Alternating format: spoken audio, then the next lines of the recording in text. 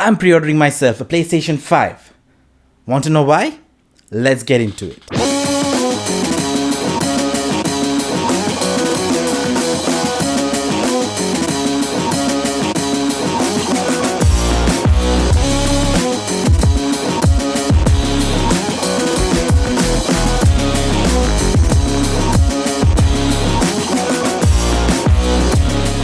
If you're anyone like me, you're not going to be getting yourself both an Xbox Series X and a PlayStation 5 come this holiday. You need to choose. You need to make up your mind on which one to get, or at least which one to get for the time being. But which one? For that, I hope this video helps. A quick history of what I own so far in previous generations. I was gifted a PlayStation by my brother, the PlayStation 1, when I was a kid. Then I graduated and got myself an Xbox 360.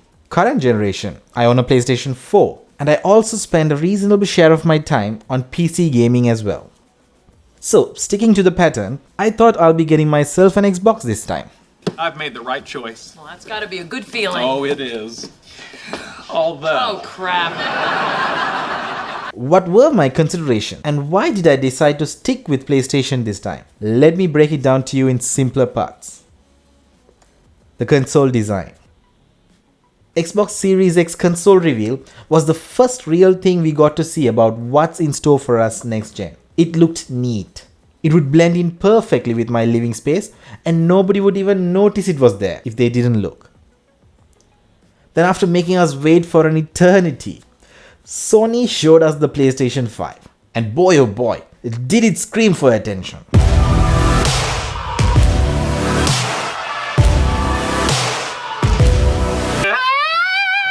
It was the total opposite of what Series X wanted to be. This basically came down to preference, and I preferred my gaming console to make itself seen.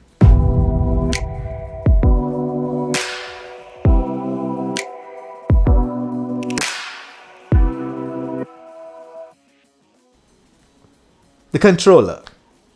The more I learn about the haptic feedback in the new DualSense controller, the more I'm excited to experience it myself. It promises to deliver far and beyond your usual rumble feedback.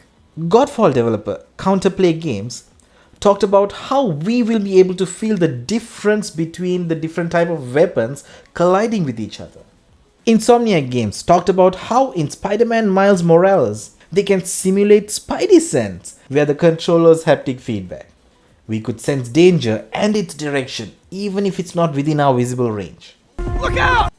Demon's Souls developer has stated that the players will know whether their attack or parry was successful or not, based on the feedback we receive on the controller.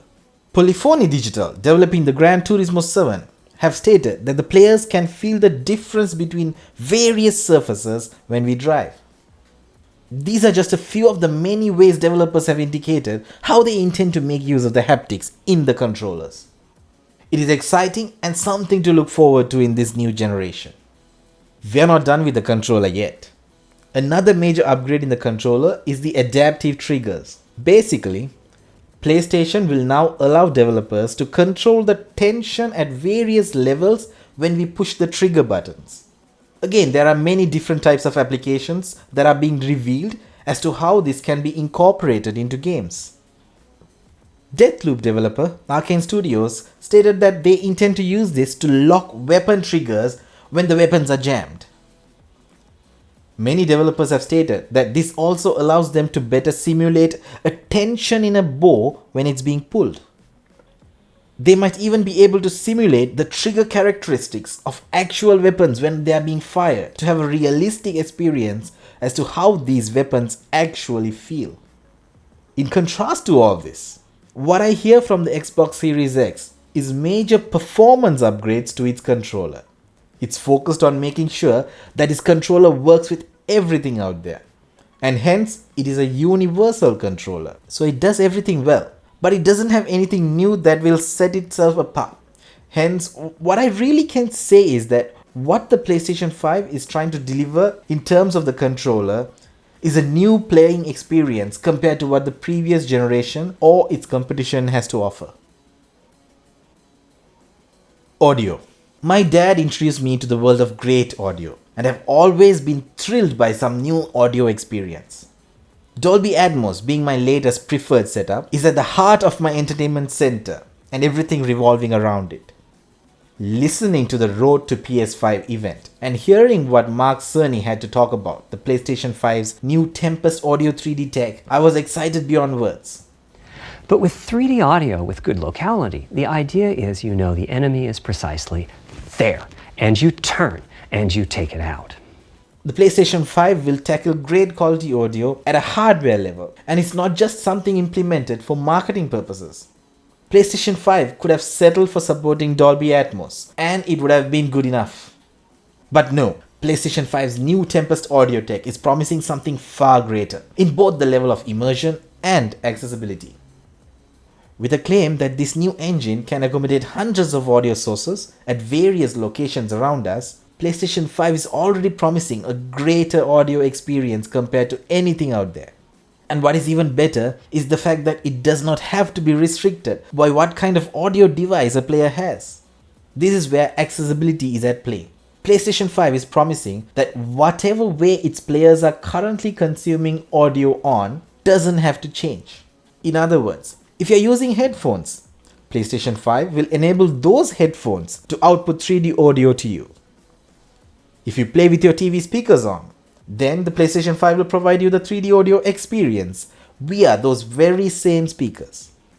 And of course, if you have a surround sound setup, then that too will be enabled to give you a higher degree of sound immersion while playing. I'm more than ready to get myself a PlayStation 5 Pulse 3D headset.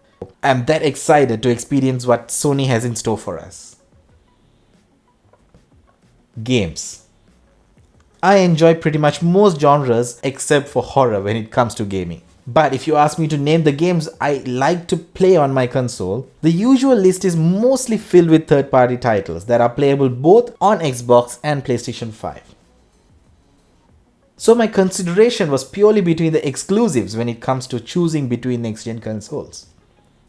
Halo Infinite was the game that could have balanced out anything the PlayStation could throw at us. But unfortunately, I share the same sentiments as many on this. Halo Infinite failed to impress, and the launch delay has severely weakened the launch lineup of the Xbox Series X.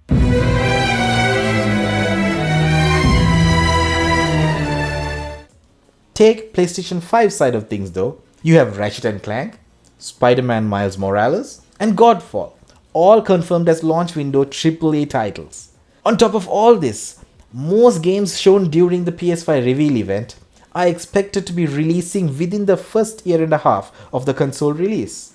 Adding the third-party lineup along with this, I'm assured that my biggest worry would be having to choose between which games to play. It's definitely a good problem to have. In addition to that, in anticipating the PlayStation 5 release, I am yet to play the latest AAA titles on PlayStation 4. And since I have decided to go along with PlayStation 5, I will get to play those games on the PlayStation 5 and experience them for the first time as well.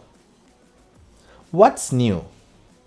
Well, there's a lot to think through what the new generation of consoles have to offer compared to the current generation. And this is probably the biggest reason why I was pushed to pre-order PlayStation 5 on top of an Xbox Series X. When it came to next generation of consoles, I wanted to be wowed by what it could do that the current generation of consoles couldn't. And this is probably where the biggest difference between what Xbox Series X and PlayStation 5 envisioned for the future. What is the major thing the Xbox Series X has to offer is a gigantic leap in performance when it comes to games. And of course, it's marketing itself as the most powerful console. But with the PlayStation 5, what I sense is that along with the performance leap, it's also trying to give something new for the player to experience when it comes to games. So I believe the real choice most of us are going to face when it comes to choosing between the two consoles is whether you want the most powerful console that does everything that the current generation of consoles do, but way better. Or do you want a console that gives you a new experience, a new level of immersion, and you don't really mind not having the most powerful console? For me, the choice was very clear. This is a new generation. It's time for something new. not just something better. And the PlayStation 5 for now seems to be the console that is focused on giving the players something new to experience when it comes to this new generation. Alright guys, I hope you enjoyed this video. I hope it helps you make up your mind on which console to grab first. If you like the video, do give a thumbs up. I would really appreciate it if you subscribe. It helps the channel a lot. Do comment what you think about my choice in going with the PlayStation 5. I believe I made the right choice, but I would like to hear from you. Until next time guys, this is DJ and you're talking games with DJ and Anubi.